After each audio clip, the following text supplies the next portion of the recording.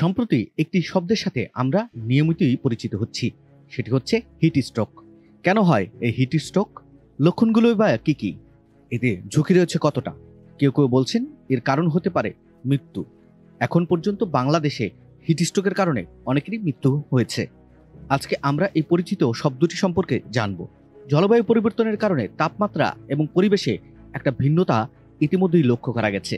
বিশ্বজুড়েই এক এক অঞ্চলে এক এক ধরনের আবহাওয়া এবং পরিবেশের তারতম্য দেখা দিয়েছে। কোথাও হচ্ছে ঝড় বন্যা, আবার কোথাও তীব্র খরা, আবার কোথাও তীব্র গরমে জনজীবন নাভিশ্বাসে পৌঁছে গেছে। আজকে আমরা হিট স্ট্রোকের কিছু লক্ষণ সম্পর্কে জানব।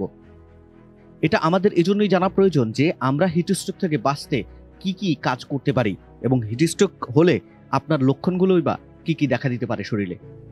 চারিদিকে বাড়ছে গরম, সঙ্গে বাড়ছে হিট স্ট্রোক বা সান স্ট্রোকের ঝুঁকি।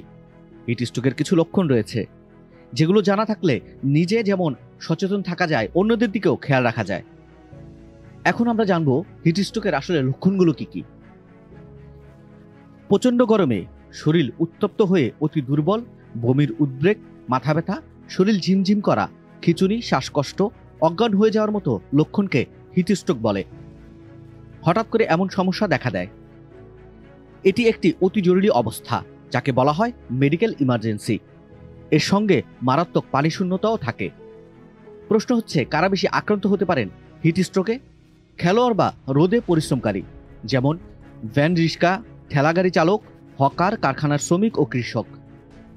শিশু, রোদে দৌড়ঝাঁপ, খেলাধুলা, এমনকি বিদ্যালয়ের প্রাত্যহিক সমাবেশ ও শরীরচর্চার সময় তারা হিট স্ট্রোকে আক্রান্ত হতে পারে। এতে কি করবেন, করণীয় কি? প্রথমেই আক্রান্ত ব্যক্তিকে ছায়ায় ও অপেক্ষাকৃত শীতল স্থানে সরিয়ে নিন। সব জামাকাপড় ঢিলে করে দিন। পানি বা ভেজা কাপড় দিয়ে অনবরত সারা শরীর মুছে দিন। বরফের টুকরা ভেজানো ঠান্ডা পানি দিয়েও শরীর মোছা যাবে। জ্ঞান থাকলে খাওয়ার স্যালাইন বা পানি খাওয়ান। দ্রুত কাছের হাসপাতালে নিন। যত তাড়াতাড়ি চিকিৎসা হয় তত ভালো। দেরি হলে গুরুত্বপূর্ণ অঙ্গ স্থায়ীভাবে ক্ষতিগ্রস্ত হতে পারে, এমনকি মৃত্যুও হতে পারে। শরীরের তাপমাত্রা বেশি বলে জ্বর ভেবে কোনো ওষুধ দেবেন না। হাসপাতাল খুব দূরে হলে রোগীর পাশে বরফের বড় বড় চাকা রেখে বাতাস দিতে থাকুন। রোগীকে কাত করুন। মুখে জমে থাকা লালা পরিষ্কার করুন।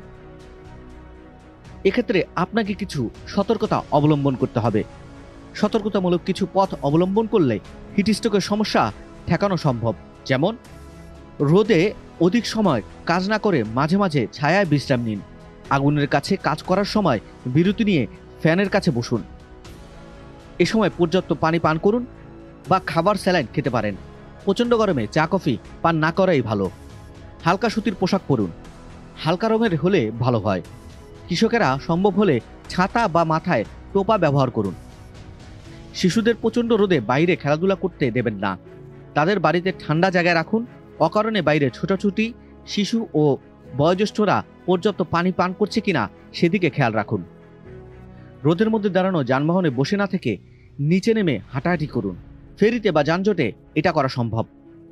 আজকের মতো এখানেই। এরকম আরও তথ্য পেতে আমাদের চ্যানেলটিকে সাবস্ক্রাইব করুন। পাশে থাকা বেল আইকনটিতে একটি ক্লিক করুন।